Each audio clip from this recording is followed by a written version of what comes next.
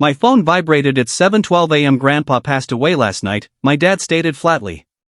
Services on Friday. He willed it all to us. You receive zilch. In the distance, my mom chuckled. Not boisterous, not embarrassed, simply eased. At last, you're excluded. I didn't debate. I didn't weep. I switched to speaker mode and placed the device between the sugar container and the worn cup Grandpa favored. Opposite me, he perched straight at the dining table, fully vital, palms firm, gaze sharp. He gripped a closed letter from his lawyer like a prime tool. He heard. He paused. Then he bent closer to the device. The moment he uttered a single term, all their foundation on deceptions would crumble. I'd forever been the surplus element, the one who didn't match the image my folks crafted for society. Grandpa was the sole person who viewed me without distortions. He instructed me in quietness prior to power, strategy games before yelling, agreements before faith. Long ago, following my parents' ejection of me, gentle grins, tough choices, Grandpa welcomed me. He uttered little initially, merely prepared a space, added my name to the postbox. That was affection for him, functional, enduring. My parents came by less afterward, then ceased entirely. What they ignored was Grandpa's weariness of being controlled. My dad had assumed his matters, correspondence redirected, meetings rearranged, a legal proxy authorized amid a muddled period post-operation. My mom managed the remainder, locals, congregation, whispers. They substituted Grandpa while he still existed. I spotted the initial flaw when the banking application malfunctioned. Profiles I formerly balanced for Grandpa disappeared. Next arrived the care brochure sent to an incorrect location. Then the message, my dad rehearsing a tribute assuming he'd disconnected. I avoided confrontation. I gathered evidence. Grandpa permitted it. He observed my efforts as he once did my strategy lessons, silent endorsement, no meddling. We consulted his lawyer face to face. Fresh papers, new attesters, prior ones summoned. The letter remained unopened until the moment was ideal. We allowed them to believe he had departed. The death notice published, a refined falsehood. My mom wept appropriately. My dad received sympathies with the solemnity of someone assuming legacy. They never verified the remains, never sought verification. They relied on the part they'd already assigned themselves. I documented it all. On Friday dawn, the memorial venue brimmed with blooms and phony sorrow. I positioned myself rearward, concealed intentionally.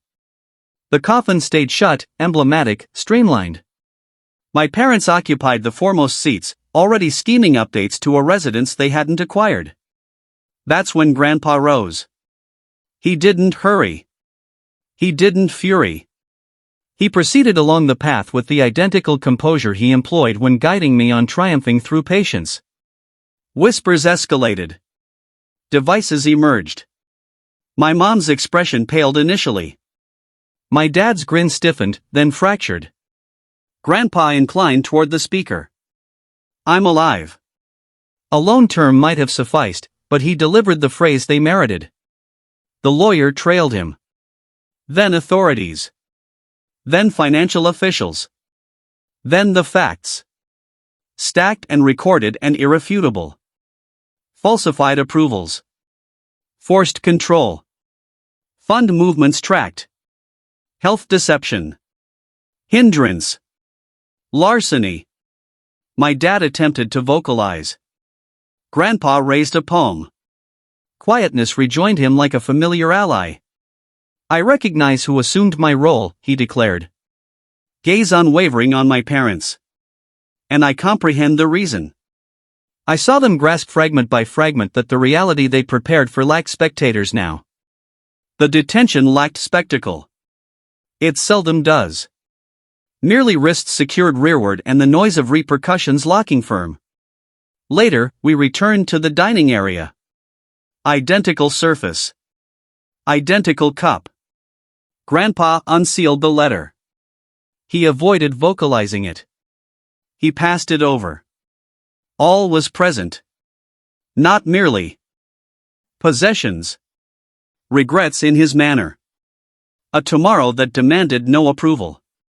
I lacked elation. I sensed harmony. The serene contentment of a scheme implemented sans rush. Subsequently, my phone vibrated once more. Unfamiliar contact. A recording I ignored. I had no need to listen. Disloyalty reveals individuals' true nature. Retribution demonstrates what you've evolved into. I avoided elevating my tone. I didn't dispute. I permitted the facts to articulate when it would sting deepest. Opposite the surface, Grandpa grinned. Not boastful precisely. Assured. That was the legacy they never anticipated. Don't forget to like, subscribe, and hit that bell icon so you never miss a twist. Stay tuned to Reddit Tales Times for your daily dose of drama, laughs, and unbelievable stories.